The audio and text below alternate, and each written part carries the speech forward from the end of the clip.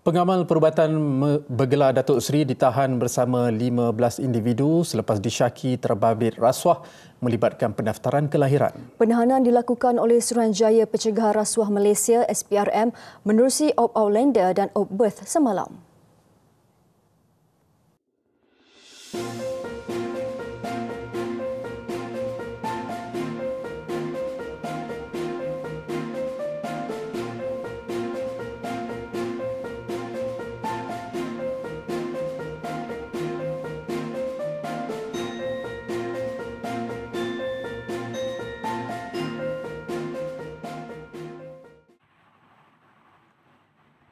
Assalamualaikum dan salam sejahtera. Nama saya Muhammad Imran bin Muhammad Nasir dan saya wakil daripada TV Umum. Dan saya Rabiata Adawah binti Azhar hari ini akan membawakan laporan khas bertajuk Rasuah Cabaran kepada Etika dan Tanggungjawab Sosial di Malaysia, hasil kajian oleh pelajar Fakulti Perniagaan dan Komunikasi. Kita akan kupas isu ini secara terperinci bersama 8 pelajar khas yang telah menjalankan kajian. Baik, kita mulakan soalan pertama. Apakah sebenarnya maksud rasuah dan mengapa ia menjadi cabaran terhadap etika dan tanggungjawab sosial? Terima kasih, saya Anjana Ana Malay dan rasuah merupakan isu serius yang memberi kesan langsung kepada pembangunan negara dan kesejahteraan rakyat. Yang berlaku apabila seseorang menyalahgunakan kuasa atau kedudukan untuk mendapatkan keuntungan peribadi melalui pemberian atau penerimaan suapan.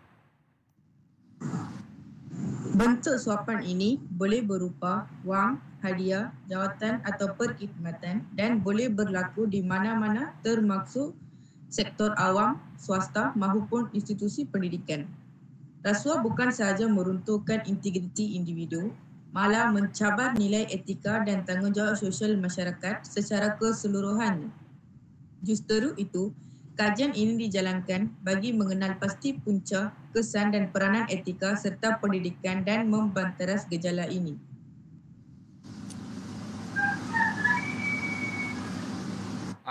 Jelas sekali, rasuah memberi kesan besar terhadap masyarakat. Soalan seterusnya, apakah objektif utama kajian yang dijalankan ini?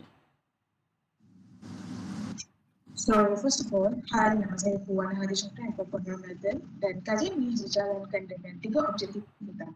Pertama, untuk mengenal pasti punca utama rasuah dalam kalangan masyarakat. Kedua, mengkaji kesan rasuah terhadap pembangunan negara dan tanggungjawab sosial. So, dan ketiga, untuk mencari peranan etika dan pendidikan dalam mencegah gejala ini. So, that's it for me. Thank you. Baik, kita lihat pula kepada isu yang diketengahkan.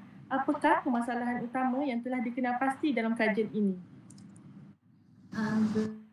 Berdasarkan kajian kami, terdapat 3 permasalahan utama.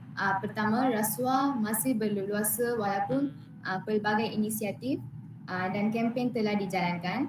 Kedua, masyarakat kurang sedar akan kesan jangka panjang rasuah termasuklah ketidakadilan sosial dan kemerosotan ekonomi. Dan ketiga, kurangnya penekanan terhadap pendidikan, etika dan moral menyebabkan ramai tidak peka terhadap bahaya rasuah. Terima kasih atas keterangan yang diberikan. Boleh kongsikan bagaimana kajian ini dijalankan? Apakah metodologi yang digunakan? Kajian ini telah menggunakan 3 kaedah utama. Yang pertama, kajian lapangan termasuk soal selidik dan pemerhatian terhadap isu-isu semasa. Kedua, kajian kepustakaan di mana kami merujuk di buku, jurnal dan sumber dalam talian yang relevan terhadap isu rasuah.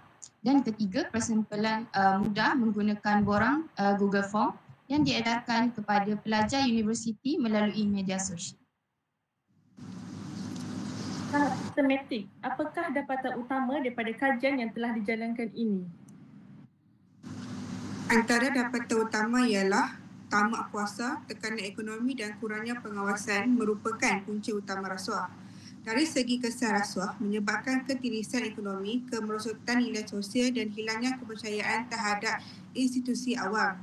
Ini jelas menunjukkan betapa seriusnya impak rasuah terhadap struktur masyarakat dan negara. Terima kasih.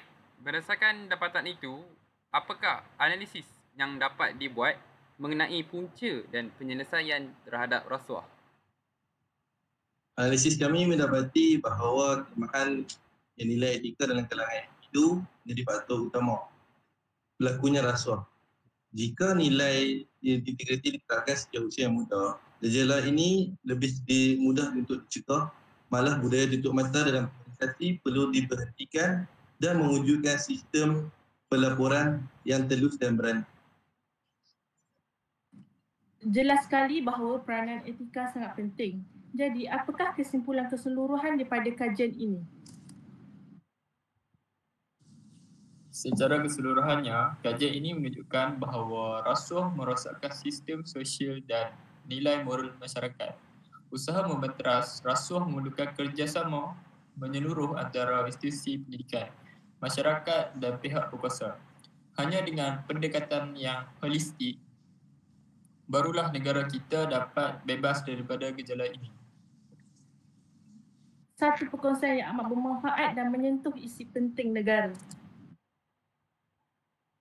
Kami ucapkan tahniah kepada semua penyampai atas pembentangan yang mantap. Sekian daripada kami. Terima kasih kerana menonton dan tolak rasuah Bina Malaysia berintegriti.